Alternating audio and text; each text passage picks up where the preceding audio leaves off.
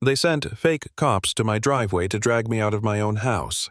Two strangers in cheap uniforms, a forged court order, zip ties on my wrists, and they didn't know who they were messing with. For a minute there, as I sat on my own front step with dirt under my nails and humiliation burning my cheeks, I honestly thought I'd lost everything. Then my brother stepped off a real government car, calm as a judge, and said 3 words that changed everything. "You picked the wrong family. I'm Daniel Reed. This house, the brick colonial with the porch swing. My granddad built the hydrangeas my mother planted, is where my life lives. I'm a freelance designer who works from the den. I pay the HOA dues. I cut the grass every Sunday. I bring my trash cans in an hour after pickup." I thought that would be enough, that following the rules would shield me from the petty wars of suburbia. I was wrong. It started small. A woman named Meredith Grayson, president of the Maplewood Estates Homeowners Association, in a bright pink suit and a smile that never touched her eyes. She showed up one afternoon with her son Kyle, looking me up and down like a realtor scanning for potential. "Just a friendly check-in, Mr. Reed," she said, and pointed at my mailbox as if it were a crime scene. The board passed an amendment. Mailbox posts now require alabaster gleam, not Chantilly lace. Her son smirked. "Nice lot. Big backyard." She left like she'd done me a favor. I painted the mailbox alabaster gleam that afternoon and sent a time-stamped photo to the HOA email, a pointless act of faith. The mailbox was only the opening move. Within days, I had a thick cream-lettered notice under my door about my lawn being 4.25 inches at a single spot near the oak tree, with a blurry close-up attached like a bad detective novel. I got one about a hairline crack on the porch, another about an unapproved garden turtle my niece had painted. Every notice came with a fine. They started small and steady like waves lapping at a sandcastle until they find a weak spot. The neighbors, that's the worst part, started to look at me differently. The people who used to wave started to avert their eyes. A woman who used to brag about my hydrangeas hid behind her grocery cart at the store, whispering something I could just hear. He lost his job. Poor thing. I remember standing in the cereal aisle with my palms going cold. I called my brother Lucas, and his voice went flat and dangerous in the way only lawyers who've seen ugly things can sound. "Start a file," he told me. "Every letter, every drive-by, every casserole left on your porch. Document it. Don't argue. Let them build the case against themselves." I wanted to rage, to knock on doors, to scream the truth into the neighborhood like a street preacher. Instead, I followed his advice. I mowed the lawn to 3.75 inches and photographed it. I paid small fines when necessary, but I scanned every envelope, saved every receipt, and watched Kyle drive by in his oversized truck, sometimes with his mom in the passenger seat, staring like he was already picking out drapes. Then came the offer. Maplewood Holdings LLC sent a paper proposing to buy my home for half its market value. It was patronizing, insultingly low, signed by a shell company registered 2 months earlier, and tied through paper crumbs to Meredith's husband, Richard Grayson. Lucas smelled it. "This is predatory," he said. "She's trying to manufacture a narrative of decline so you'll sell." I felt cornered, and for the first time since this began, I thought maybe he was right. Maybe I should sell. Take the loss run. The doubt crawled in at night. Had I missed something? Was I really the embarrassing neighbor they whispered about? My chest tightened at the idea of losing the house that held every marker of my childhood. I almost put an ad in the paper, but Lucas had another plan. "We need her to make a mistake. She can't deny," he said. So we baited her. I planted a "for sale by owner" sign for 1 day only. It felt like a white flag, but Lucas promised it was a fuse. She panicked. The silence that followed was heavy and loud, the silence of a predator considering prey slipping through her fingers. Then she made the mistake we'd been waiting for. One bright Wednesday, 2 men in what looked like police-style uniforms pulled up in a Crown Vic and strode up my driveway like they owned the place. One was a big, bald man who tried to make his voice sound official. The other, thin and twitchy, fiddled with something that looked like a badge. "You are being evicted."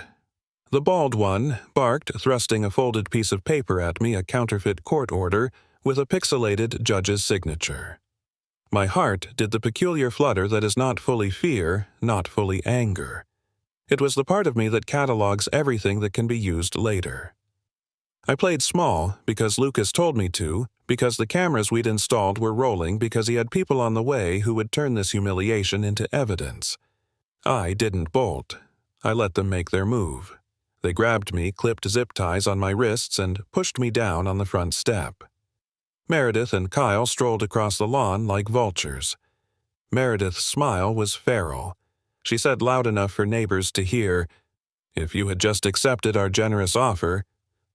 Kyle didn't even look at me.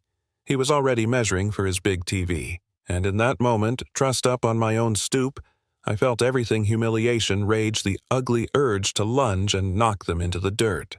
But I remembered Lucas's voice, "Let them show you who they are. Let them commit the crimes in front of a camera." The street hummed with an expectant silence. I heard a car behind Meredith's Lexus, a low, gliding hum, and then a real sedan with the government plates eased in. Lucas walked out of that car like someone carrying the weight of a courtroom in his shoulders. He didn't shout. He didn't run. He simply said, "Ms. Grayson." The word was an accusation and a gavel at once. He identified himself not theatrically, but with the kind of calm that makes liars scramble. "I'm Lucas Reed, Assistant U.S. Attorney." For the first time, the air in the neighborhood shifted.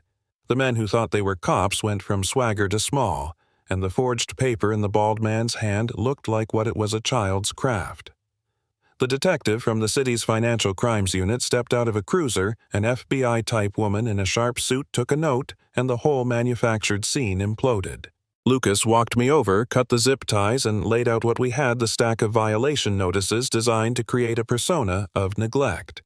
The predatory purchase offer tied to Meredith's husband. The forged eviction notice, and most damningly, Meredith's on-camera words captured at the HOA meeting about my supposed bankruptcy and how we need to preserve property values. She froze. People who had been watching from behind curtains stepped out onto porches and hedges and watched as the universe rearranged itself. Meredith tried to spin to pretend she'd only been safeguarding the community's standards. Kyle muttered that we were making a scene, that his mother was just trying to help. Lucas, who had been methodical the entire time, didn't raise his voice. He listed charges with a precision that stripped away any of Meredith's suburban armor impersonation, conspiracy, extortion, use of forged documents. The bald man and his partner hired goons from a private security outfit, admitted to being paid in cash. Meredith, when faced with the mountains of paper and the two officers standing in front of her, did what desperate people do. She confessed in a sobbing, ugly little outburst that she wanted a home for her son, that she thought she could fix things with a deed and a title. That confession, raw and stupid, was the last card in our hand. The police read rights. The sound of handcuffs ratcheting shut on Meredith's wrists is something I will never forget. It was a neat metallic punctuation to months of ugliness. Kyle, who had swaggered across my lawn like prey, was led away as well.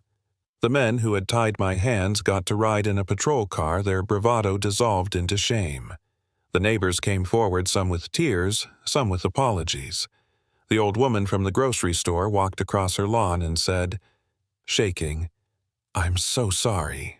The board dissolved, resignations piled in, and the new interim members began signing forms to void the phony fines Meredith had stacked against people for years.